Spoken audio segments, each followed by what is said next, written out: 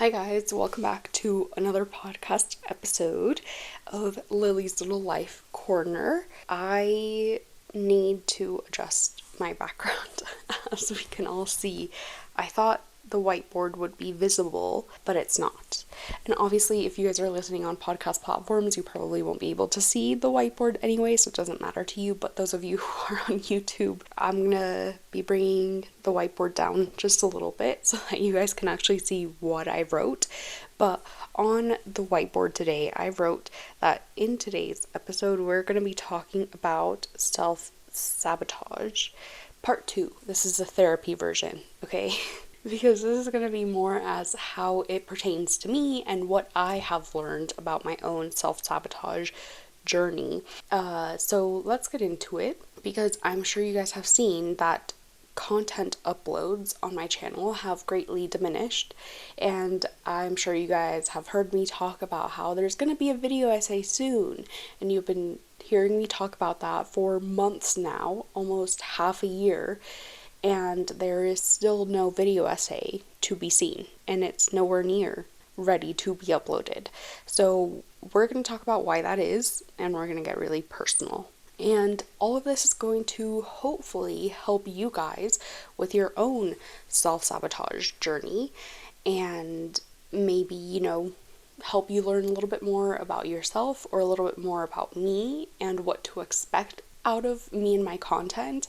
But yeah, let's get into it. So I previously already talked about self-sabotage. As you can see, it says self-sabotage part 2. And before, I talked about self-sabotage kind of more generally and as it pertains to a K-pop group and how they completely sabotaged themselves by being racist towards their own fans, which was crazy to me. Like, racism is already crazy, but when you add on the fact that you're being racist to the people who are paying your bills, you have to expect consequences, right? But anyway, I am not a K-pop group, so we're going to be talking about myself today. And I did promise that we were going to get a more personal episode from me, so let's get into it. The first thing that I want to talk about is how I did not find out that I was sabotaging myself until way later, like almost until around, like, I want to say it was around the time that I was planning my self-sabotage episode. That is how much I did not know that I was sabotaging myself. But as I've been reflecting and being more introspective about myself and my mental health, I have come to realize that I actually have been sabotaging myself for ages. And I want to say it comes with coping mechanisms, which is what I said kind of in my previous episode about self-sabotage, is that a lot of the times you sabotage yourself because you're so comfortable in your own misery, right? You're so comfortable living in that misery. And what I did not realize before I started working on my self-sabotage episode is that I also was very comfortable living in my own misery, except I did not see my misery as misery, right? Because I was comparing my quote-unquote misery to my friends' miseries. And I actually lost a friend because they were self-sabotaging and I could not stand to witness that. I actually lost another friend also because of my own kind of self-sabotaging mindset. And I lost that friend in 2020, so years ago, right? And I had not fully taken in what she was telling me until, like I said, until I was working on my self-sabotage episode, where I finally came clean to myself that I was sabotaging myself. Now, I'm going to tell a little bit of that story of how I lost these two friends to kind of get you in the context of that mindset. So, both friends are, related to the story. They were not in contact with each other, but they were part of the same story. So the first friend, the one who was self-sabotaging, I, at the time, classified her misery as entirely self-produced, right? It was something that she really struggled with because she was so scared to get out of her comfort zone. And her comfort zone was very, very, in my opinion at the time, very, very miserable. And it's still kind of my opinion, but I was in the same boat, so I kind of have no place to judge, no room to judge. But continue on, right? I, at the time, classified her misery as something that she should have not been struggling with. I truly and fully believed that she was there on her own volition. And as I reflect back, I see how harsh I was, especially because my own journey has been not similar, but definitely I was never in a place to judge her the way that I was judging her, right? And I don't want to give too many details, but really her self-sabotage just came through her anxiety. She was struggling with anxiety, and we kept telling her, well, like, you should go to therapy. Like, you live in a place where you have access to, or better access to therapy. Her parents were very supportive of her, something that I did not have at the time. So in my head, I was thinking, it should be really easy for you to get into therapy. And she herself agreed, yeah, it really should. I just don't want to do it. I'm really anxious to go to therapy, right? And so it was her anxiety holding her back. And at the time, I lacked a lot of empathy. And I kind of want to get into that a little bit as well. I lacked empathy because of coping mechanisms. If you go back to my first episode, I talk about narcissistic traits and how narcissistic traits can show up as part of being a coping mechanism, right? And that is what happened to me. There was a lot of hate being thrown my way throughout my entire childhood that caused me to think in a more narcissistic way to save myself. It was my brain saving itself from all of the hate that I was receiving throughout my childhood, right? So that is what caused me to lack a lot of empathy and lack a lot of understanding as well, because I was also very sheltered. I know this sounds a lot like excuses, but I have to set the scene for how I lost these two friends. So this friend, that was self-sabotaging herself, we spent 4 to 5 years, longer than that, like 8, 9 years, talking.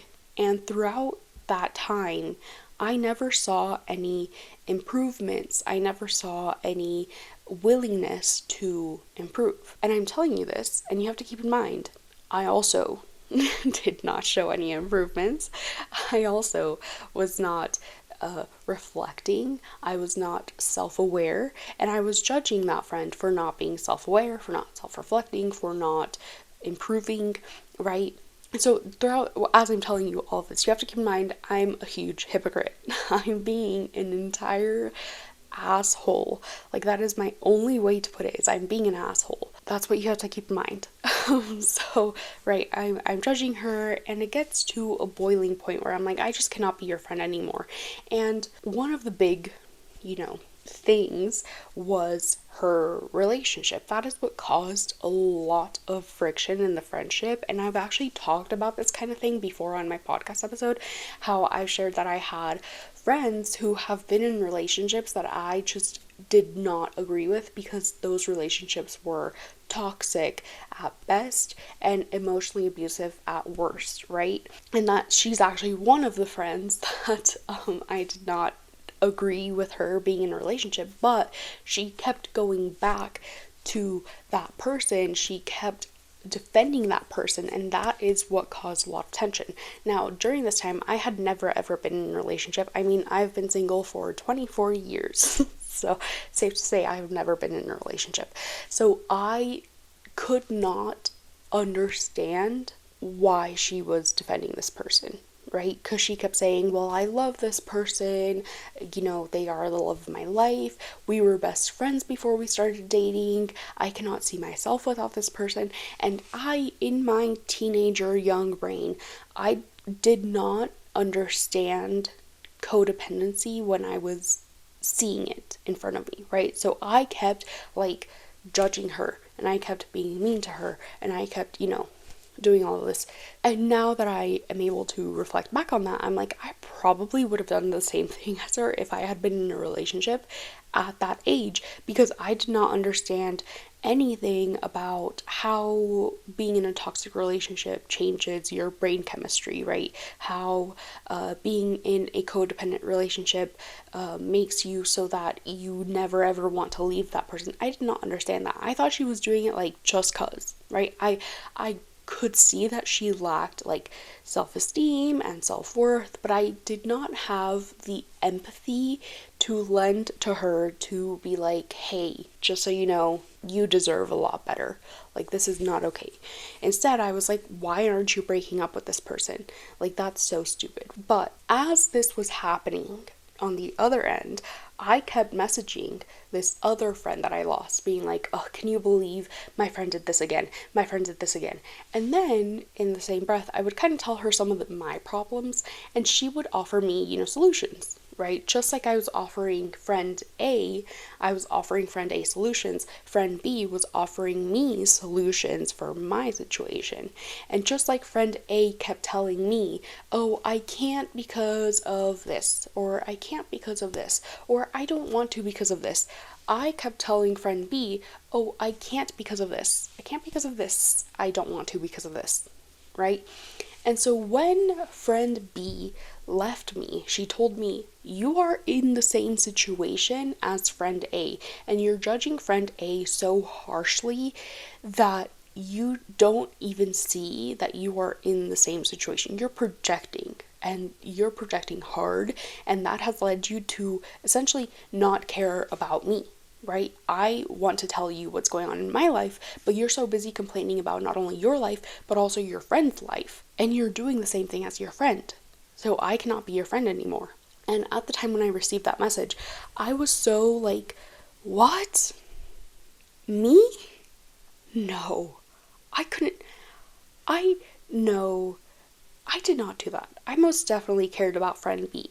I most definitely asked friend B. And I even did the whole classic narcissistic, well, if that's how you felt, you should have told me, right? And I didn't tell her this because I was like, okay, I'm sorry to see you go.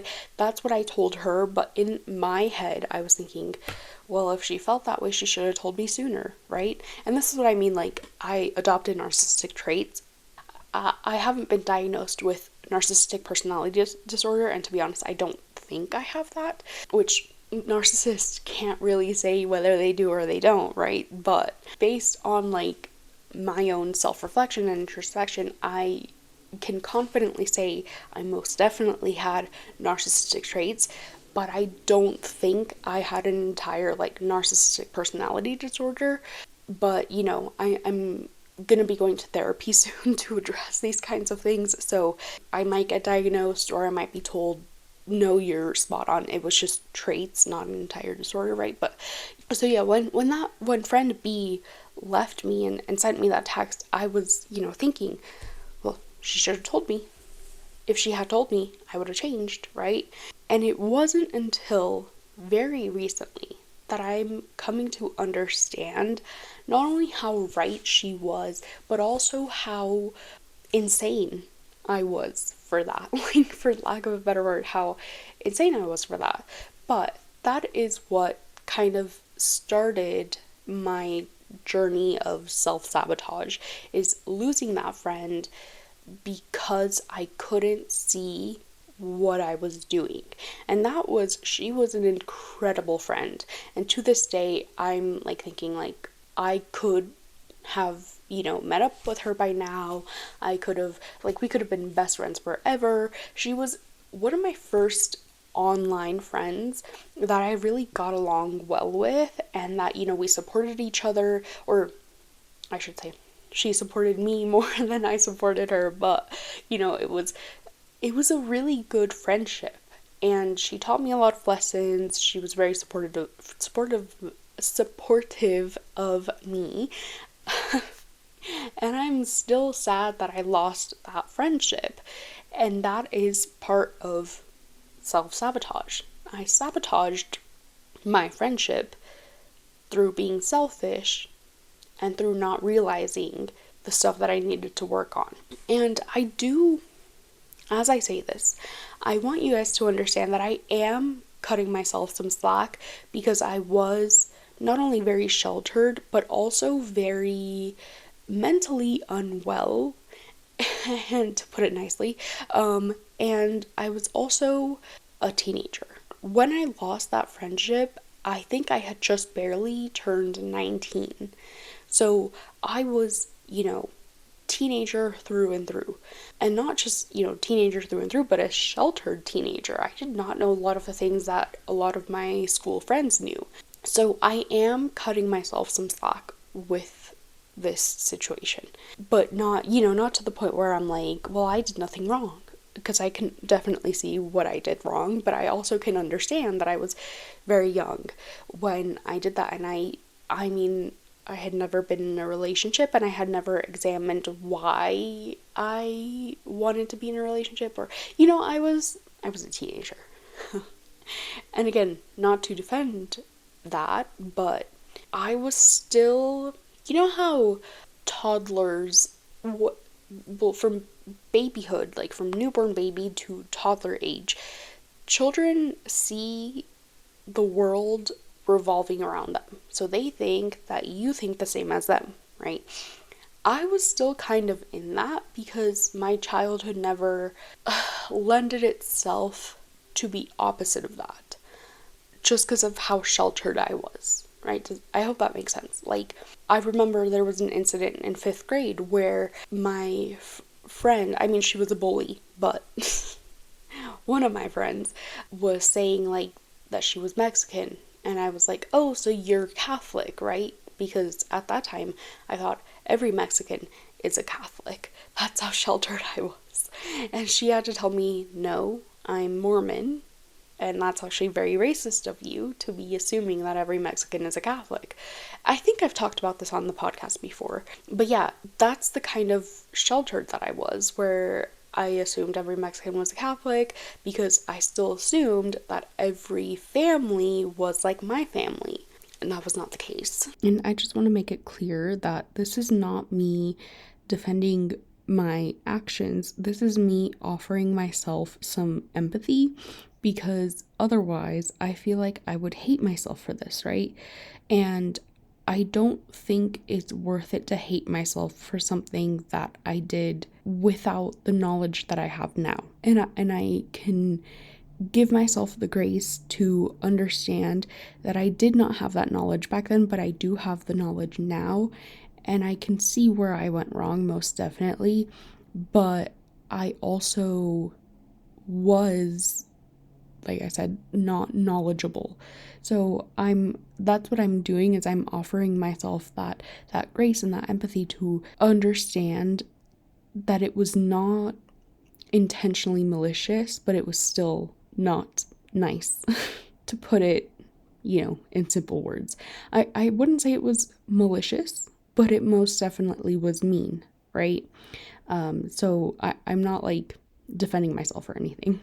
I'm not dodging accountability is what I'm kind of trying to say. That is why I'm able to kind of forgive myself when I think about that situation in particular of me losing those friends and me sabotaging myself. But I talk about that context to get you guys to understand how long I've been sabotaging myself. I mean, this happened from 2016 to 2020. When we were friends, and then I lost that friendship. So it was a very long friendship that I lost, and it was all because of self-sabotage. It was all, I actually want to say I was not 19. I had just barely turned 18 when I lost that friendship. So yeah, I was still teenager, right? And I just assumed, well, that's how friendships work. We rant to each other. But that friendship was very negative, and I did not realize it for years after that friendship ended. But anyway, so again, like I said, my point in saying that is to show you guys how long I have been sabotaging myself. I mean, I've been sabotaging myself for ages, and I did not realize it, and that has been my norm. So, I'm pretty sure I have shared this on the podcast as well, or at least on my channel, but I have been trying to be a YouTuber for ages, and you can go back through my channel and you can see that there's videos from way back when, right? And actually there's videos from even longer than before way back when, except I have privated them or deleted them, which that's something that I kind of regret, is deleting them, but whatever. They're videos from way back when, and it's always me. There's like a run of 3 to 4 videos where in every video I'm saying, hi guys, welcome back to my channel. I have to explain why I haven't been posting in so long. Like, I know I said I was gonna post regularly, but then I didn't. Hee hee, my bad, right? And I think some of those are privated, but I on the back end can see like explaining why I've been gone, right? In the title. And that's another example of me self-sabotaging myself, because I keep saying self-sabotaging myself, it's just sabotaging myself. Ignore that, okay? But the reason why I had been doing that is because, well, number one, I did not know what to post, right? And this was actually a struggle that my friend B that I lost, kept telling me about. She kept being like, well, you should just post, like, don't be scared, just post, right? And so at one point I was posting on Twitter as a makeup influencer, and I had my friends follow me on there, and then I stopped doing that. Then, I was posting on YouTube, but then I wouldn't post regularly, and I really enjoyed recording content, editing it, and uploading it, and seeing like all the views coming in. But I did not do it regularly. I tried to be an Instagram artist. A lot of my Instagram posts have been archived now because of the whole AI situation, but way back when, I posted so much on Instagram. I was posting, I want to say almost daily, and it was always a drawing. And I kept that up for a good 3 years. And there were periods between those years where I wasn't posting, for months or sometimes even a year, but I was posting on there and I was gaining some kind of following. It's still, I mean, I have to this day I have 30 followers, I want to say, on Instagram. So it definitely wasn't plausible career, also because my art was just not great. It was very amateur. I was starting out, for sure. And I also did not know what talents to focus on. Nowadays, I kind of know what areas of my art I should focus on if I want to be an Instagram artist, except nowadays I don't want to be an Instagram artist, so that's perhaps not useful. I'm sorry if this is all over the place. I'm doing this unscripted, okay? But the whole point is that I have always wanted to have internet fame since 2012, right? I started out watching makeup YouTubers. I started watching Jaclyn Hill. I wasn't really into Zoella or Bethany Moda or any of those YouTubers, but I was very into Jaclyn Hill, and Jaclyn Hill. That's pretty much it. And so I wanted to be a makeup influencer, but I wrote a letter to Jaclyn Hill. I don't know if she still has it, but I wrote a letter to her being like, I promise you, when I'm 19, I will start posting makeup videos on my channel. That was a lie for 2 reasons. The first makeup video that I posted, and you can see this on my channel, if you go back to my YouTube channel, you can see when I first posted this. The first ever makeup video that I posted was not when I was 19. It was in, I want to say New Year's 2017. And that was when I first received my that was my first year that my mom gifted me makeup. Because all the previous years, she was like, you're way too young for makeup. And she would buy me makeup for like school and stuff, but it was always like very subtle makeup. Or I would just steal makeup from her, right? But that was the first year that I was gifted makeup because I was 16. Or I was not 16, I was 15. Whatever. I was 15. I had just barely turned 15 the year before, and in Mexican culture, when you turn 15, you kind of become like a lady, right? You become a woman when you turn 15. So that is why she gifted me my first set of makeup for New Year's. Was it New Year's or was it Christmas? It was one of the like winter holidays, right? And so that's when I first posted my first makeup channel. And you know what? It did really well. It did incredibly well. I got comments. The comments are no longer visible on that video. I have no idea why. But I got comments on that video being like, wow, you're so talented. Like, you really have a knack for this. You're very good at makeup. And I stopped posting. I stopped posting makeup content. That was my only makeup video for a long time. I did post more makeup videos. I remember I filmed a makeup video that was a challenge. It was like one of those makeup challenges where you're like, tag someone to do this challenge next, right? And I filmed one of those. I never uploaded it. I filmed another challenge where it was like, try to do your makeup with only your fingers, right? And so I was using my nail to do my eyebrows and my eyeliner, never posted it. And then when I was 19, and here's the second part of the lie, when I was 19, I was not posting makeup videos. I was posting, I think, commentary videos, if I'm not mistaken. Yeah, I was posting commentary videos, and not even, like, I wasn't posting videos. It was just like 1 or 2 videos.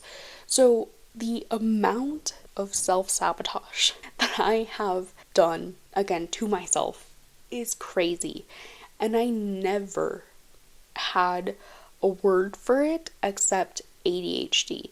But again, in introspection, in retrospection, in self-awareness, in getting to learn more about myself, I can see it wasn't just ADHD. There was something else going on there, and it was self-sabotage. I mean, if you told my 12-year-old self that when I was 15, I was going to post a makeup video, and it was going to do well for my first ever makeup video, and the camera quality, again, you can go back to my YouTube channel, you can see the camera quality, very bad.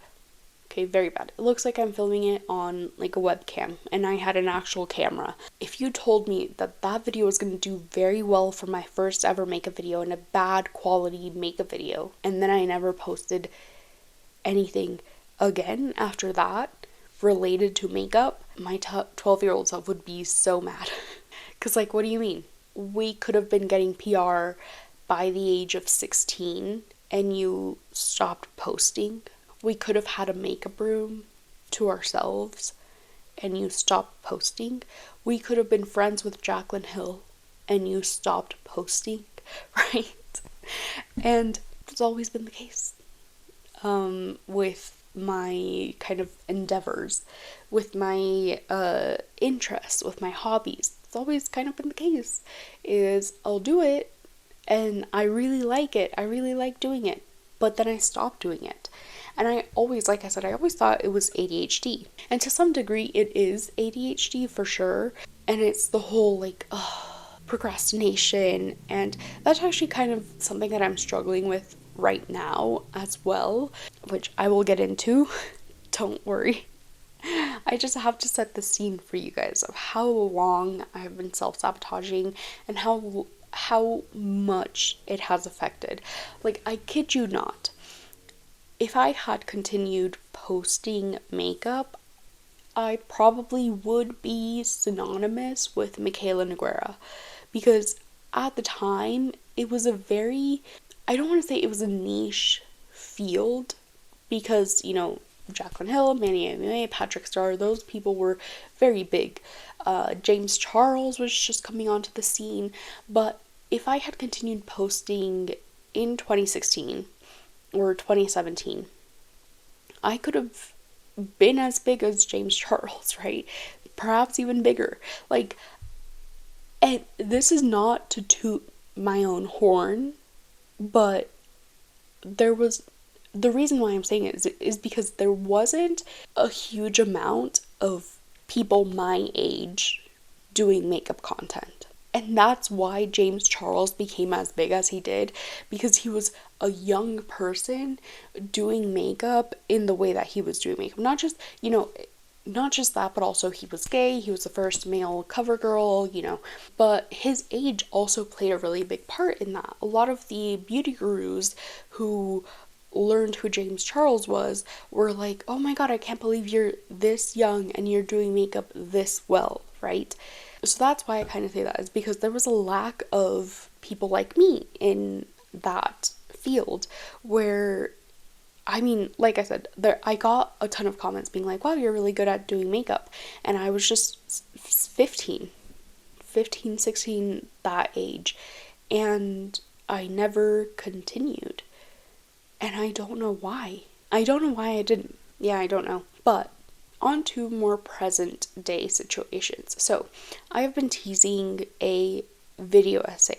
What is a video essay? Because I feel like at this point you guys are like, yeah, whatever, blah, blah, blah. Your video essay, yeah, whatever, right? So a video essay, in my definition of video essay, is a video where you present a thesis and you argue towards that thesis and you write a pretty much a scholarly essay, right? And you talk about your thesis and you present your reasons why, and you put it out into the world, and then people give you feedback on that. That is what I want my video essay content to be, right? But when I first started doing this video essay, I wasn't sabotaging myself so much. I was very excited. You can ask my friends. I told all my friends about it. Like, oh my god, I'm going to do a video essay and it's going to be about this topic and I'm really excited to finally post it. And like, I was very excited. I talked about it a lot. And you know what? There's actually many, many reasons why I haven't posted it. But we're going to talk about the self-sabotage first, and then we're going to talk about the other reasons why, okay? So as I was working on it, I kept realizing, you know what? This video essay is about a topic that draws in so many people. Like, I was watching other videos, not video essays about the topic, but other videos about the topic, just kind of like top 10 blah blah blah, right? Those kinds of videos. And they got millions of views because that fan base of that topic is very big, okay? And my fear was not the fans are going to come after me, right? My fear was I'm going to get millions of views. And again, to my 12-year-old self, who still doesn't understand my psyche very well, that would have been like, you have guaranteed, like, you're gonna get at least, I don't know, 10,000 views by doing this video, and you're not doing it? Are you crazy, right? 10,000 views on my channel. Like, for my channel, I have like 130 something subscribers. Getting 10,000 views is like already incredible. So like, you're telling me that your video essay is going to get guaranteed tons of views, unprecedented for your channel at the very least, okay? Unprecedented for your channel, and you're not doing it because you're scared of that? Saying it out loud definitely is like are you insane? Why aren't you doing it? Like, definitely. And I'm sitting here being like, that's crazy actually that I'm not doing that. Like, but it's part of the self-sabotage. It's kind of part of also the sunken cost fallacy, which I also have talked about on my channel before. But like, deep down, right, I want the success, but a little bit higher up. Still deep down, but just a little bit less deep down than me wanting success. There is a part of me that's like, but I have painted my room purple. I have painted my door. I invested 30 something, actually 60 something dollars in the wallpaper behind me. I have bought tons of furniture for my room. I have a brand new dresser, brand new to me, not brand new dresser, brand new to me. I have so many memories in this room. I can't leave this room. And if I upload that video essay, I'm gonna be leaving this room because I'm finally gonna have enough money to move out, right? And so part of me is like, but I've made so many memories in this room. I've learned so much about myself in this room. I can't leave. I can't be independent, even though that's something that I've wanted since before I turned 18, right? And that's what I'm scared of. That's, I can't leave my bed. I can't leave, like, the comfort. And that's also, like, when my friend was telling me, like, solutions to how to move out, I kept telling her, well, oh no, I can't because I don't have enough money. And then she told me, well, you can pick up an extra job, get a license. And then I would tell her, no, I can't because my dad doesn't want to teach me how to drive, right? And then she would tell me, well, go to a driving school. Like, worst case scenario, you're gonna have to go to a driving school. And then I was like, yeah, I'll look into it, but most likely I'm not going to do that. It's because I did not want to leave the comfort of my own personal misery, right? And I was really putting myself in that victim mentality when I was like, oh no, like, so many things are happening to me, oh no, right? And then I would be offered a solution and I would be like, no, I can't, right? It's because I did not want to leave the comfort of this situation. Like, I have so many things that I would be saying goodbye to if I moved out. Especially thinking about the location where I want to move to, I would be losing contact with my family, like face-to-face contact with my family. And my family, though it has been a source of part of my misery, right, is still not only my family, but it's also the thing that I can fall back on, right? So, like, let's say I was just moving, like, if my plan was to move to just, like, another city close by or, like, a neighboring city, I feel like this would be a lot less hard. I feel like I would have had the video essay up by now. I feel like I would have had like 100k subscribers by now, right? Because my thought process would have been like, oh, if I can't pay rent and I get evicted, well, I can just, drive on over to my mom and dad's house and, they will accept me with open arms.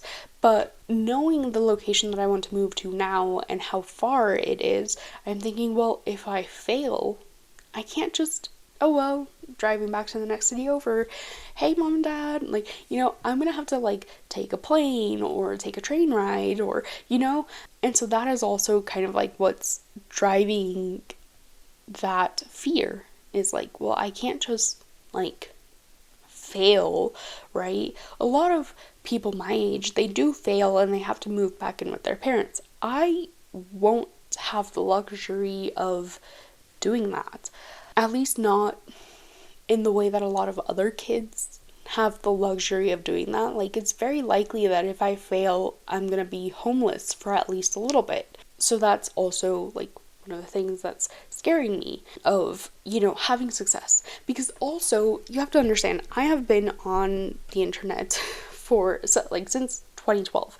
And I have been watching these YouTubers rise to meteoric fame only to lose it all because their own greed guided their fall, right? I have seen how, Kiki Chanel uploaded a video a few days ago as of me filming, but last week for you guys or whenever you guys are watching, she uploaded a video about Tara's World, and this is a YouTuber who, or not YouTuber, I'm sorry, influencer, who said that she was making $300,000 a month. And now she's on TikTok begging for money because she could not upkeep her lifestyle, right? Because she bought a $25 million mansion or whatever, like $9 million mansion, I think it was. And she goes to insane amounts of concerts and she buys so many things. And she wants to upkeep that lifestyle, and as such, and because she wants to upkeep that lifestyle, she's getting on TikTok being like, guys, give me money, please, right? I have to rage bait you guys because I'm in debt. I have a mortgage that is $25,000. And so that also is kind of like, because it's not just her that I've watched, it's also like Jaclyn Hill. My God, Jaclyn Hill had it all. Okay, let me tell you, she looked to be a humble YouTuber until she wasn't, right? Until she proved that she wasn't. And that's, one of the things that I'm like, well, what if, like, with all of the things that I have right now, what if that makes me humble? And then what if I don't stay humble? And what if I lose everything because I wasn't able to stay humble, right? Because the money got to my head.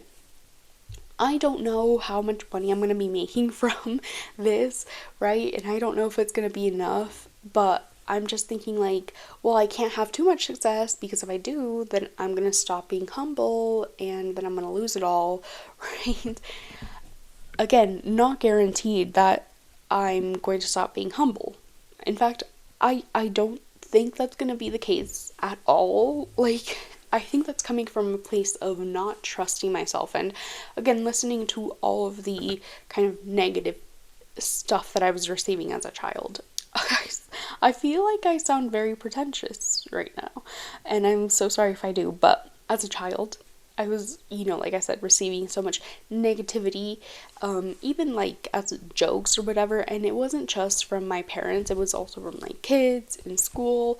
I was receiving so much negativity that I kind of internalized it, and even though I had narcissistic traits as a coping mechanism, I still internalized all of that negativity and still thought, well, I must be all this, right? If people are telling me that I'm fat, then I must be fat.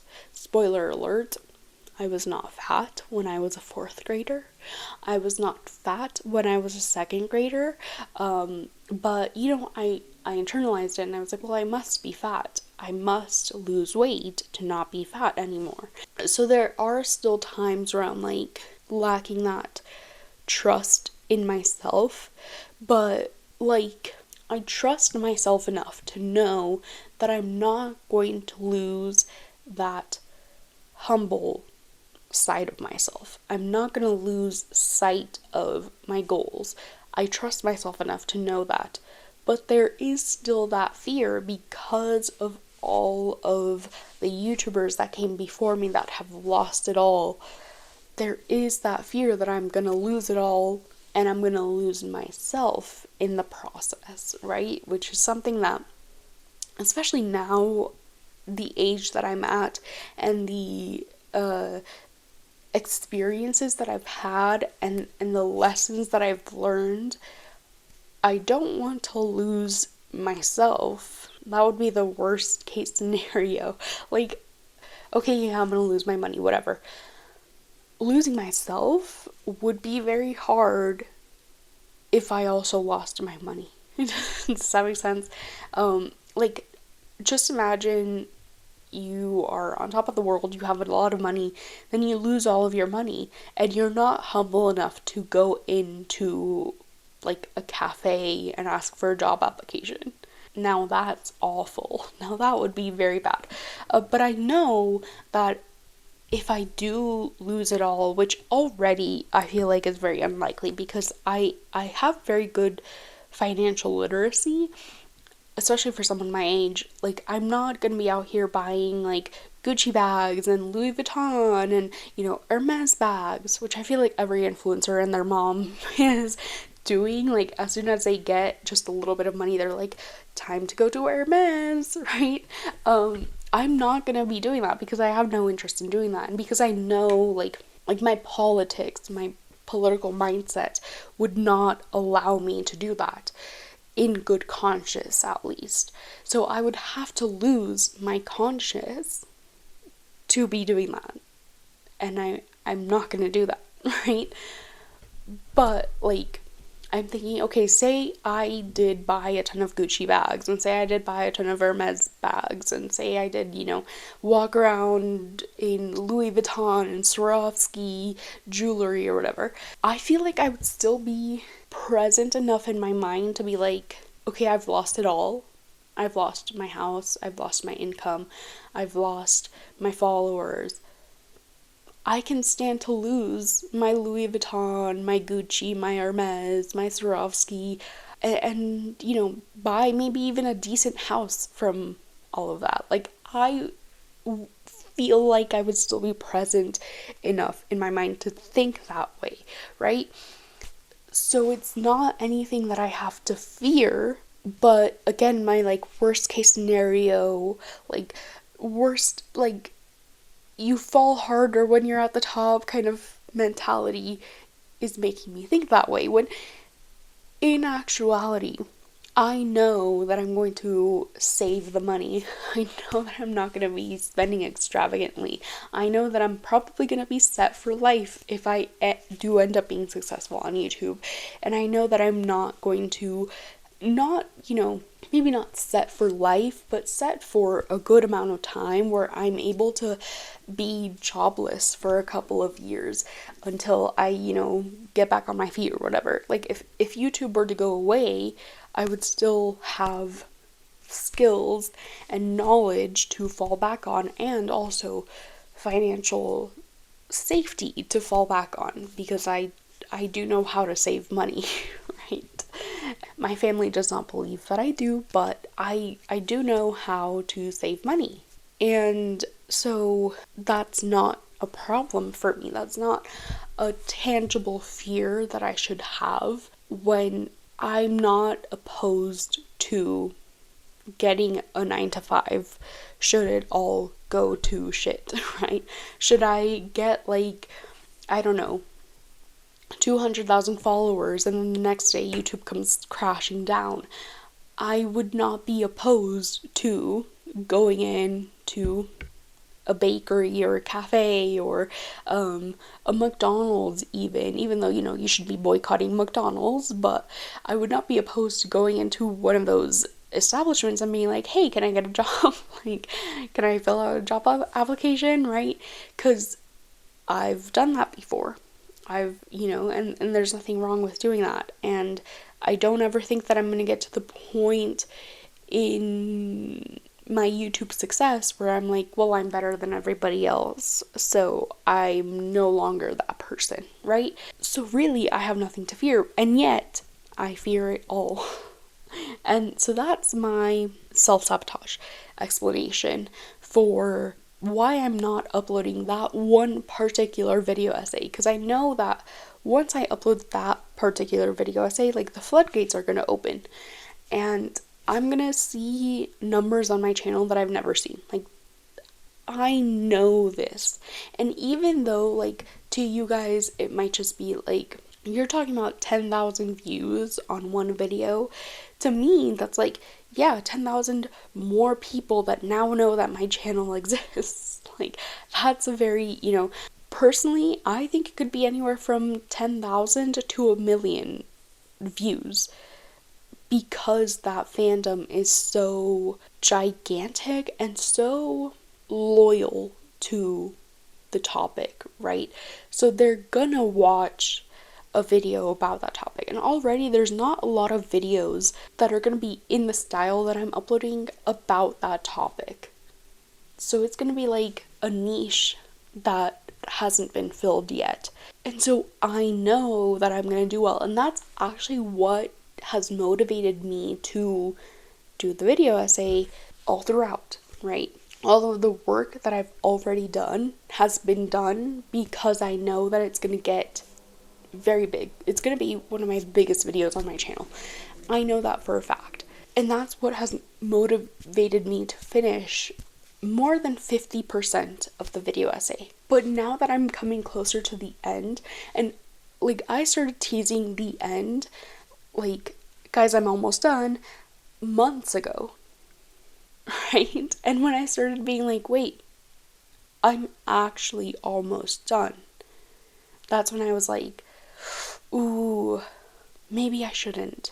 Maybe I should not upload this. Because if I upload this, it's going to get a lot of views. And I don't know what to do with those views. I don't know how to handle that, right? That's when I started being like, wait, actually, I'm going to take a little break. Actually, I'm not going to upload anything for like a month, right? That's when I started being like, maybe not. And it's because I realized, oh my god, I'm almost done. Like with this video essay, oh my god, isn't that crazy? And that's where my self-sabotage started coming in and messing me up. And the other part of, the reason why I haven't uploaded or finished the video essay is because of the current censorship laws and current censorship parameters that a lot of social media platforms are taking. So I'm having to restructure a lot of my video essay so that it doesn't get taken down or so that it doesn't get flagged or anything of the sort. And so that's the other reason. The other valid reason is, I mentioned this before, is it has a very big fandom, and I just don't know that I'm ready to deal with those people.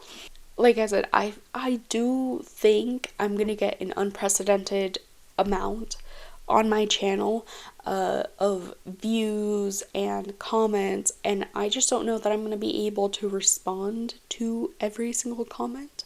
It is a scary kind of thing to think about, because nobody wants to receive hate comments, nobody wants to deal with that and think about that and think about just how many people there are in the world that are going to be thinking about me in a negative way, right? They're going to be like, they're going to watch my video and they're going to exit out of YouTube and they're going to go about their day being like, how could she? And that's rude. But that's very scary to think about, for sure. Not in like the I feel unsafe kind of scary, but like in the people pleasing kind of scary. Like, what do you mean there's somebody out there that hates me? I just don't, like, why would they hate me, right? But yeah, I have a ton to think about. But that also has been what has been kind of guiding my lack of podcast uploading, is just procrastination. I've reached the stage in my video essay journey where I'm kind of like, I'm in that freeze stage, right? Like, you have fight, flight, or freeze reactions. I'm kind of like freezing. I'm kind of like, I just don't know what to do. That's the best way that I know to word that. Because I just don't know. I'm in that stage where I'm like, okay, I need to lock in. I need to do my video essay. But then I don't do my video essay. So then I'm like, well, I'm just not going to do anything then, right? Because it's kind of like a punishment kind of thing, like where I'm like, well, if I don't do my video essay, then I can't do my podcast episodes. And so anyway, to end this video off, I want to talk about the last valid reason that I have experienced so many delays in my video essay, and that is because it is a behemoth of a video essay. A lot of my friends have been telling me, like, you should split it up into multiple different videos, but then I feel like that I don't think that's gonna be as impactful as it just being the one video, right? I am gonna have another video essay coming out after that one talking about a different piece of media and, talking kind of similar kind of things. Hopefully we'll see how it goes. Still not too sure on that, but yeah. So like I am kind of splitting it up, but not in the way that my friends are telling me. But yeah, it is a ton of information that I've had to compile, that I have had to research. I'm still not done researching. That's why I said, like, I'm 50% of the way through, because I still have, the research, I still have the script writing, I still have the filming and the editing and the uploading, and I also have some other things that I also want to do to go along with my Patreon, because I have been neglecting my Patreon as of recent. So it's just going to be a lot of work. Like, I still have a lot of work to do, and so that's why I'm saying, like, girl, it's gonna be delayed. It's gonna be very delayed. Still, like, even if I, like, push aside my self-sabotage nature, it still is gonna take me a very long time to just, like, sit down and be like, okay, I gotta focus and I gotta do this. So I thank you guys for having patience with me. And again, I said this a couple of episodes ago, but because I need to work on my video essay, my podcast episodes are going to be a little bit delayed. I did try to, like, batch film episodes, but that wasn't working out for me because I would still, like, not edit until, like, a few days before the episode had to go up. So I have to, like, batch film and edit so that I can do that, but I just don't think I have it in me. Like, I don't think I have the energy in me to be doing that.